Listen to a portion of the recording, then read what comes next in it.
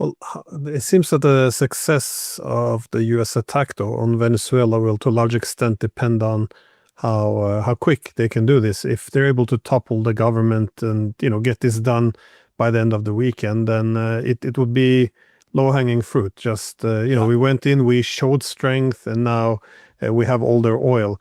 But if it drags on, it could be deeply problematic. How do you see this affecting the base of Donald Trump? Because it appears that the America First people are already quite kind of split with the people essentially aligned with the ideas of Tucker Carlson see this as being a violation of a Trump's mandate, what they voted for.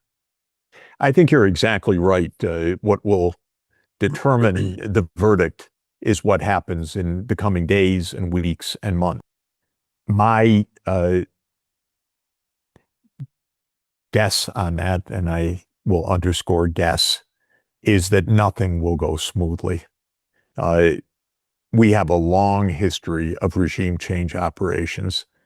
Sometimes they succeed. This one has not even succeeded yet. This has been a decapitation of a president and his wife, not of the regime. And it's hard actually to see how the regime is brought down by this per se.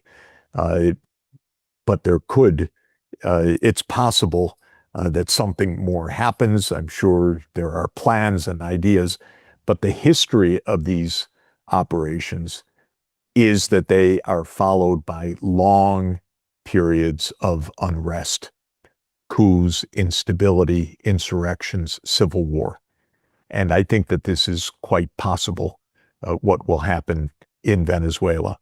There's a very good book that everyone who wants to understand American foreign policy should read called Covert Regime Change by Lindsay O'Rourke, who was a PhD student of John Mearsheimer and wrote her dissertation on the 64 covert regime change operations that took place between 1947 and 1989. By the way, covert regime change is a little bit of an oxymoron. When the regime is changed, you know who did it. What covert means is the U.S. lies about it. So not that it's unknown who did it, but that the U.S. lies about it. So you could say 64 regime change operations in which the U.S. lied. Now, she documents what happens. Many of them failed to achieve regime change. Maybe they assassinated a leader but didn't change the regime. Many changed the regime, but of those that changed the regime, most descended into prolonged instability. There are very few cases where the U.S. political purpose was served by what happened. Even if you don't accept the U.S. political purpose as legitimate, just to ask the question, did the U.S. achieve its aims? The answer is very, very rarely. And I think in the case of Venezuela, it would be a real long shot that the U.S. achieves its aims. And I don't accept the aims, but even if one accepted the aims of regime change, the idea that this will lead to a pro-U.S. democracy in which Chevron and ExxonMobil will thrive. Well, that's Trump's aim, but I think it's unlikely to be realized. 大家好，我是主播周玉琴。很多的朋友告诉我们，太阳星全效克菲尔益生菌帮助了睡眠品质。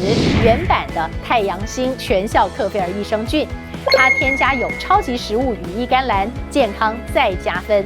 而有睡眠困扰的朋友们，赶快选择蓝色包装这一款晚安加强版，绝对是更有感。每日克菲尔，时刻美好 ，Good Feel Good， 请上快点购为健康下单，而且要记得输入推荐代码，有额外的折扣优惠。